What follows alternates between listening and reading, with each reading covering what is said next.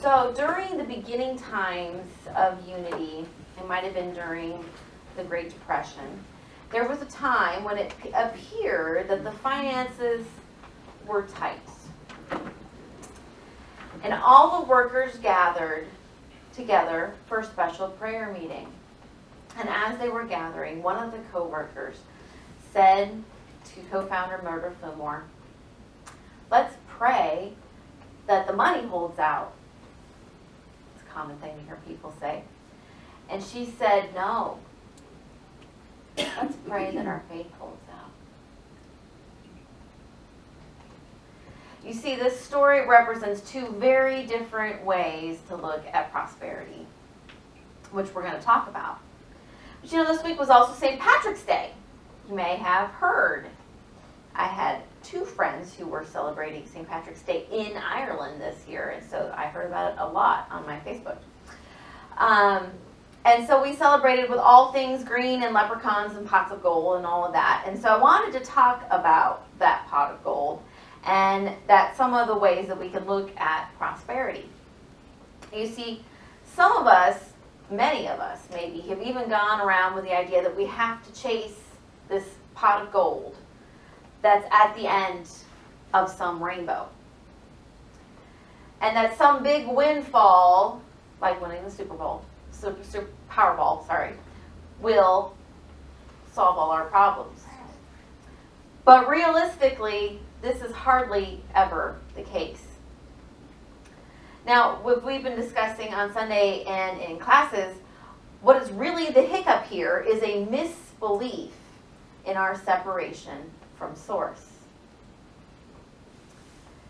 If we walk this earth knowing our wholeness, our oneness with all, and that this oneness meant that all needs were met and accessible at all times, well, we could stop searching for the elusive fix because we would be it. Now, I know it sounds ridiculously simple, and at one level, it is. However, the trick is that we've been reinforcing ideas that we are separate and not worthy and not enough and all of those things, not only for our own lives, but in the collective conscious of our culture for millennia. In the Pray Up Your Life book that we've been working with, Charlene Manuel says, when we are experiencing a cash flow challenge, we need to be clear that money is never really the issue. And she continues and has some questions that you can ask yourself when cash flow seems to be an issue. And some of them, not all of them, if you want all of them, look in the book. Some of the questions are, what is your overall attitude regarding money, finances, and prosperity? Just something to think about. Do you pay your bills on time? Are you generous in your giving? Do you give to spiritual work? Are you harboring unforgiveness towards yourself or others? Thanks. Do you regularly show gratitude for the blessings in your life? Unity co-founder Charles Fillmore wrote in his book Prosperity, the secret to demonstration is to conceive what is true in being and carry out the concept in thought, word, and act. If I can conceive a truth, then there must be a way by which I can make that truth apparent. If I can conceive of an unexhaustible supply existing in omnipresent ethers, then there's a way by which I can make that supply manifest. That's a lot of big words. If I can conceive of an inexhaustible supply existing in the omnipresent ethers, then there's a way I can make that supply manifest. So, you like to know how to do that, right? Yeah. So, well, guess what? Practice, which is always the answer, right? So as we looked at a couple weeks ago, it's hard to build ideas of prosperity and abundance if we are filled up with misbeliefs of lack. Right? So these can go really deep. And one of the questions I just asked points to something to work on. Many of us at some point in our lives have come to take on some aspect of not good enough. This outpictures in many ways, not just financial, but abundance and prosperity isn't a money thing. Abundance is not a money thing. We can be abundant in quality friendships and community. We can be abundant in our health. We can be abundant in knowledge. And it goes on and on and on. All of these things, I mean, we're all abundant in mountains, right? Mountains. Snow. And snow. We're abundant in snow, that's for sure. And all of these things, community, health, knowledge, all of these come back to a sense of whether or not we're good enough for them. Because just as much as we may have felt or believed at some point we were unworthy of a good enough relationship or a good enough job or enough money, or that someone at some point told us we didn't have enough smarts or whatever. It's a lot of things that we may have connected to an idea of unworthiness. Or maybe not. For everybody, it's a different combination. This feeling of separation or unworthiness is something we continue to just chip away at with practice, hopefully becoming more and more knowing and clear about the truth of who we are, that we're spiritual beings, and releasing any misbeliefs of being unworthy or sinners. I said the S word. And one of the ways that we chip away at these misbeliefs is by paying attention. When we hear ourselves saying something less than the truth about our divineness, we need to stop it. We need to stop it and transform our words. And maybe not in that moment, but at some point we need to contemplate where that misbelief came from, and we need to heal it. And of course, another way is by taking time in the silence. Here it comes again. What a surprise. The more we commune with our true nature, the more we are claiming these things, it becomes apparent in our day-to-day lives. When we take that time in the silence, it becomes easier and easier to see the truth of who we are, and those other things just don't seem to stick quite as well. So this brings us back to the story about Myrtle Fillmore and her insistence on praying that the faith holds out. Now, tithing has a long history. It started as tributes in cultures as widespread as Babylon to China, including the Arabians and the Phoenicians and the Romans, and it goes back a long ways. And this evolved into a tax to support clergy, and has many, many evolutions in church cultures and denominations, has shifted and changed in all of these things throughout time. And some of you who have been around Unity have probably heard that we tithe to where we're spiritually fed.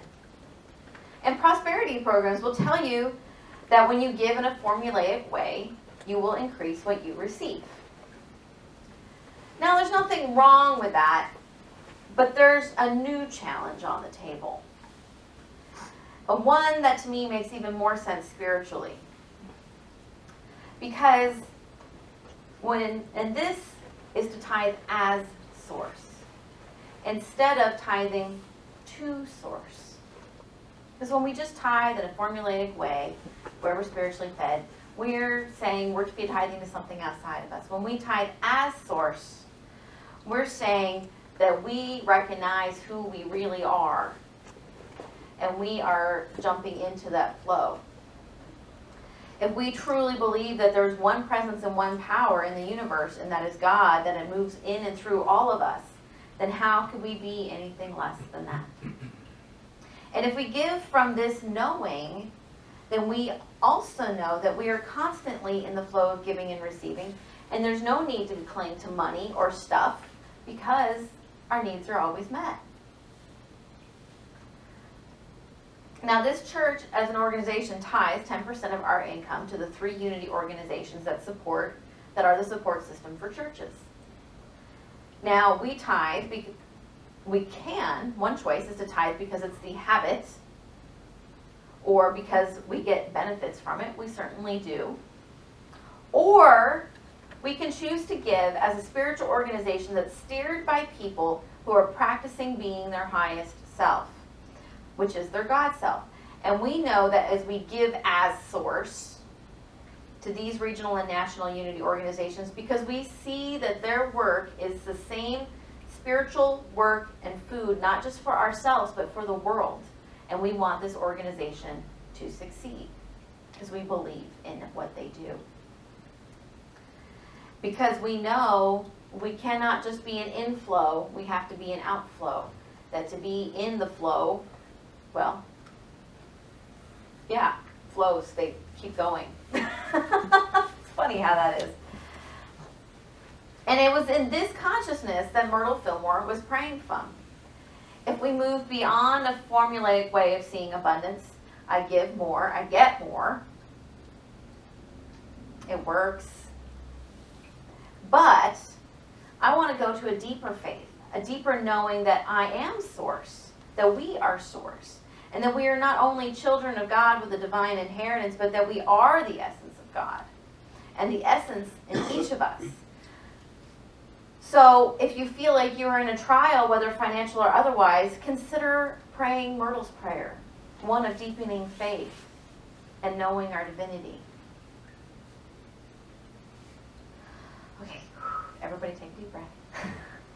Now, I know this seems like a big leap to some of you. And let me tell you right now, this is not, I'm not saying all this to convince you or guilt anybody or whatever. That's totally not the point. The point of this sermon is about expanding our understanding of our worthiness and introducing a deeper meaning about being in the flow and about giving. There was a time in my 20s when I didn't have a job, and all that I had to give, I mean, really all I had to give was $2. And there was time when giving service to my community, and I gave a lot of time, was mostly what I had to give. And that was okay. Because I grew in my journey, and my understanding and my ability to give have changed. And I have learned about myself, and I have healed unworthiness, and I've even, when I forgot sometimes, I have committed to standing in the spiritual principles that I teach. Because, well, sort of what you're supposed to do. And not because it's the rule of unity, but because I have seen the proof in my life and in the lives of those around me. And I know that I want to come always, even if sometimes I forget, from the place of knowing my divinity. That's where I want to come from. Anybody else? You're allowed to say it out loud. Okay. So, one more thing I'd like to address, and then we can get on to these Easter baskets, is one of the hiccups that folks sometimes have that gets in the way of being in the flow. Now, many of us are happy to live in the flow by giving, tithing, and giving to charity, and sharing food in our homes with our dear ones. And we usually don't have any trouble receiving from our employer or our retirement account or getting a tax return or a PFD. But some of us have a little harder time receiving from unexpected sources. Now you see, when we say yes to living in the flow, when we affirm that all our needs are met in abundance, we certainly don't want to put a limit on where those sources and flow might come from, right? So when we move into the space of giving as source, we also are saying yes to the opportunity to receive from source, which could put on a lot of different outside clothes. Source isn't necessarily your job or your retirement account or your tax return or your PFD or someone who you've actually done something for. Source can look like a lot of different things. I don't know about you, but I think saying yes is a good thing to do. Because guess what? You're worthy of it. And if you say no, you're saying I'm not worthy of it. So when these things happen, you say, thank you. You let the gratitude fill you up and say yes to your abundance. I know that seems like a duh thing, but I mean, yeah, just say yes. So in closing, I want to say, follow the rainbow into yourself to find the pot of gold that is inexhaustible, because you are the source and you are always in the flow.